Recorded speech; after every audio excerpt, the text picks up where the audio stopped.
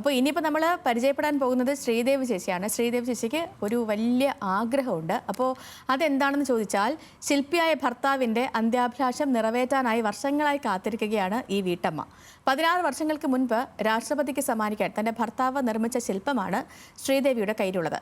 ഗോപാലകൃഷ്ണന്റെ മരണശേഷവും ആ ശില്പവുമായി യാത്ര തുടങ്ങിയതാണ് ഈ വീട്ടമ്മ.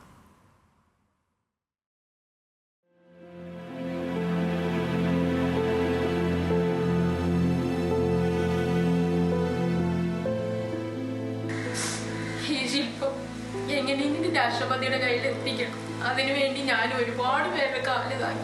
ശ്രീദേവിയുടെ ഭർത്താവ് ഗോപാലകൃഷ്ണൻ 4 വർഷം മുമ്പാണ് അന്തരിച്ചത്. ശില്പിയായ അദ്ദേഹം മുൻ രാഷ്ട്രപതി KR നാരായണന് സമ്മാനിക്കാനായി 16 വർഷങ്ങൾക്ക് മുൻപ് ഒരു ശില്പം നിർമ്മിച്ചു. ലോക സംഗീതം എന്ന പേരിൽ പിത്തളയും വെങ്കലവും കൊണ്ട് 3.5 കിലോ തൂക്കത്തിലുള്ള ഒരു ശില്പം. 54 മുദ്രകളിലൂടെ ഗോപാലകൃഷ്ണൻ വാർത്തത് രാജ്യത്തിന്റെ പൈതൃകമായിരുന്നു.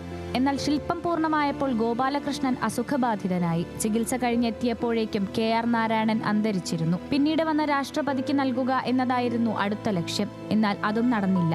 ഗോപാലകൃഷ്ണന്റെ അസുഖം മൂർച്ഛിച്ചു. വർഷങ്ങളുടെ നീണ്ട കാത്തിരിപ്പ്.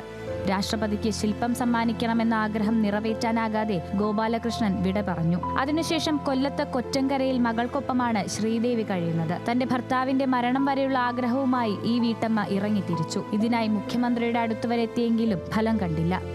പലരും ശരിയാക്കാമെന്ന് പറഞ്ഞെങ്കിലും പിന്നീട് ഒഴിഞ്ഞുമാറി. നിറകണ്ണുകളോടെ തന്റെ ഭർത്താവിന്റെ അന്ത്യാഭിലാഷം സാധിച്ചു കൊടുക്കാൻ ഏതറ്റം വരെയും പോകാൻ കാത്തിരിക്കുകയാണ് ശ്രീദേവി. ന്യൂസ് മലയാളം, കൊല്ലം.